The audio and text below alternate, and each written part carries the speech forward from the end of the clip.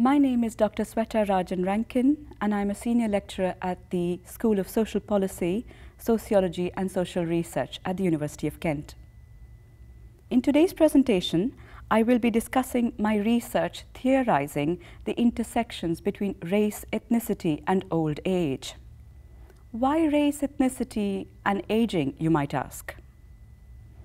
According to the Office of National Statistics, over 500,000 people living in the UK are aged 90 and above. While this remains a small proportion of the total population, the percentage of older people growing older has become a much rapidly developing phenomena. And this has created an aging effect in the overall age population structure. Estimated projections from the Runnymede Trust suggest that by 2051, we will have a significant population of ethnic minority groups growing older into deep old age, that is 90 and above. We know from existing research that ethnic minority groups are more likely to have poor health and social care outcomes, less likely to access formal social services, and given the increasing pressure on intergenerational caregiving and the nuclearization of families, they are also less likely to have availability of informal care at home.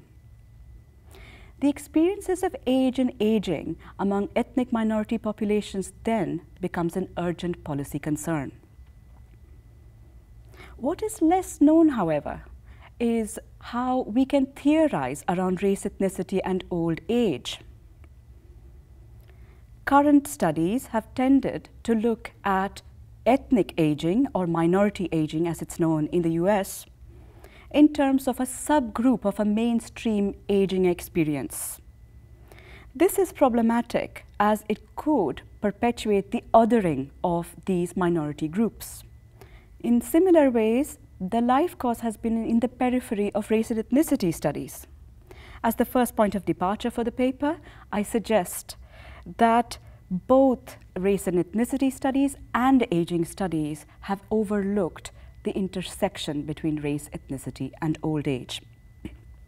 In this theoretical paper, I will be exploring fresh ways of theorizing around race, ethnicity, and old age by drawing on two really exciting traditions that have come into play in recent years. The cultural turn in aging studies is one of them.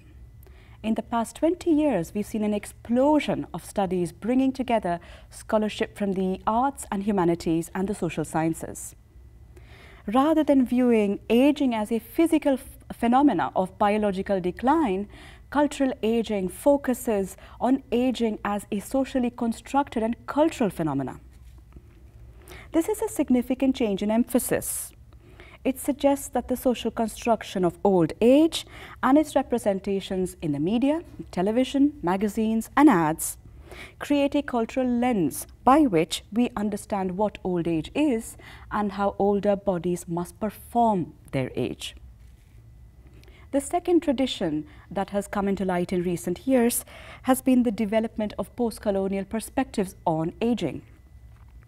The 2016 special issue in the Journal of Aging Studies is a very good example exactly of this trend. Post-colonial studies, which in the main have emerged as a cultural critique against imperialism and colonialism, offer many useful lenses by which we can explore those intersections between race and ethnicity in later life. Concepts such as difference, othering, exile, or alterity, ambivalence, previously used in the examination of racialization and racism, are particularly relevant when we consider old age and ageism. In this paper, I bring together these two theoretical traditions, and I do so by using the body and embodiment as a framework for analysis. Age and race are both worn on the skin. They are visible in skin color, through our garments and dress, hair texture, graying of hair, wrinkles on the skin, gait and posture. The body then serves as a vehicle by which we understand what it feels like to be an aging body of color. An embodied analysis can bring together our understanding not only of how bodies interact with other bodies, but also how bodies interact with the non-human, with materiality, with space and place. For example, Julia Twiggs' work on clothing in old age helps to enhance our understanding of how older bodies negotiate age-ordered assumptions around how old age should be performed. By extending an embodied analysis of race and ethnicity in old age, we can go beyond group difference, the view that ethnic and minority aging are a subgroup of mainstream aging, and examine more fundamental ways by which racialized aging bodies are connected. I propose 4 key theoretical frames for analysis which link race ethnicity in later life. The first concept I'd like to talk about is the notion of exile. The body has been weaponized in different ways in the social construction of old age and race. According to post-colonial theory, race itself, a hugely problematic concept, was based on an arbitrary application of bodily form through skin color, phenotype, hair texture. These arbitrary embodied characteristics were used to categorize the human race into hierarchies of difference, a moral justification for the colonial project. The dominant white gaze then negates the racialized other and removes from it all forms of agency and self-determination. The other then becomes a vapid vehicle of nothingness, an opposition to the subject form. Within old age, the preoccupation with biological aging, with frailty, death, disease, and dying, does precisely that. It exiles aging bodies by defining them through abjection. Old age then becomes the antithesis to life, to health, youth, vitality, to everything that we value in what is human. Such forms of abjection are common to the construction then both of race and ethnicity and old age. And these concepts of exile and abjection could be one frame of comparative analysis. Othering is another common thread that brings race, ethnicity, and later life together. By defining people of old age and ethnic minority groups primarily through their difference from the hegemonic norms of whiteness, of youth-centrism, of ableism and ageism, of masculinity. Racialized aging bodies of color are then othered through the weaponization of difference. Examples of othering can be seen in everyday life. By projecting aging in terms of active or productive aging, by assuming that older bodies are only valuable if they present themselves as seeking youthful activity. We are then forcing older people to live their lives in line with youth-oriented cultural assumptions. With recent events, particularly the Brexit referendum in Britain and Donald J. Trump's nationalist politics in the United States, we're beginning to see much more hate crime targeted, particularly against aging bodies of color. This targeting owes to multiple forms of difference, a disavowal of the hegemonic norm. And it needs to be understood in terms of the intersections between age, gender, race, and class, and not just as separate forms of injury or injustice. Linked to the concept of aging and othering, and actually the biological focus and binary allocation of human subjects into us and them, the issue of visibility and invisible difference becomes particularly important. The dehumanizing process of othering makes racial and cultural difference hyper-visible at one level, while making the same racialized aging bodies completely invisible in terms of institutional protection and in terms of welfare policies. In recent years, for example, the immigration crisis in the UK and in Western Europe has been met with the same sort of moral panic rhetoric that we've seen in Nigel Farage's picture of breaking point.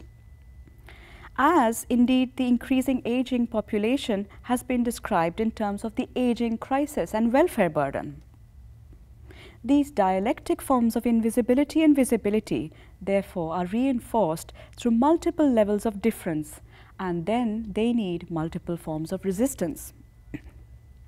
The fourth frame of analysis I propose is one of decoloniality.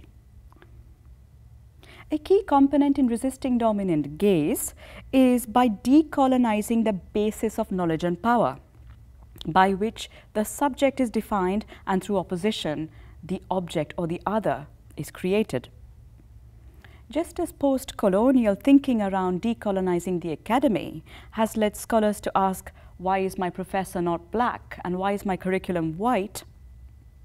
By extension, a decolonial approach towards race, racism, and old age can involve challenging ageist and racist assumptions that are implicit or explicit and shared through media, through social constructions and cultural observations around ethnic aging and aging among minority communities.